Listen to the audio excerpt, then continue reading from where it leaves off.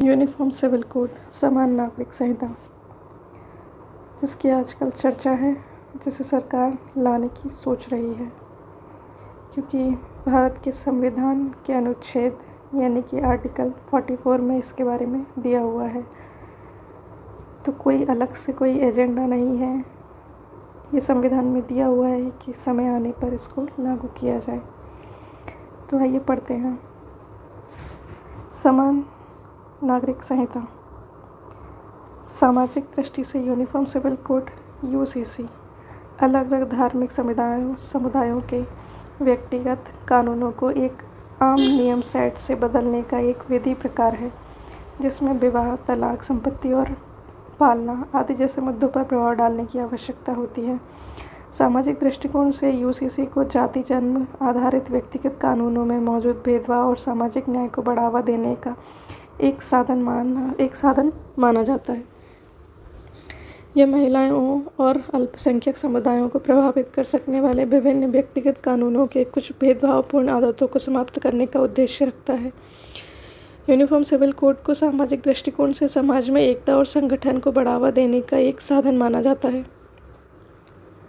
इसे सभी नागरिकों पर लागू होने वाली एक आम न्यायिक प्रणाली प्रदान करके समान वैधानिक संरचना प्रदान करता है।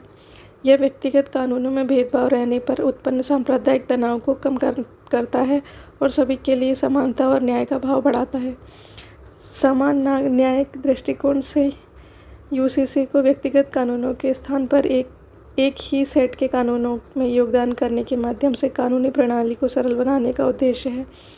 इससे कानूनी प्रक्रियाओं की व्यवस्था आसान होगी, प्रभावशीलता बढ़ेगी और संपर्क तंत्रिकाओं को कम करने से लोगों को अधिकार प्राप्त करने और कानूनी सहायता के लिए सरकार से आसानी होगी।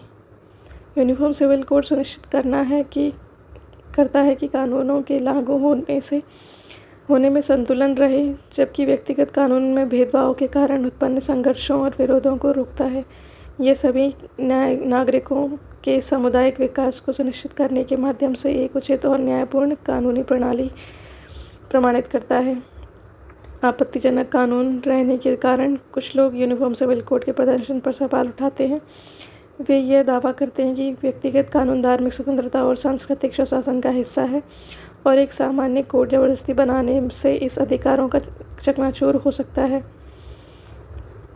वे यह भी कहते हैं कि अलग अलग समुदायों में विशेष परंपराओं और अभ्यासों की अस्तित्व को सम्मानित और सुरक्षित रखना चाहिए। यूनिफॉर्म सिविल कोड को लागू करने के लिए समानता, धार्मिक स्वतंत्रता और सामाजिक सद्भाव के सिद्धांतों के मध्य में संतुष्टि की समझ की आवश्यकता होती है।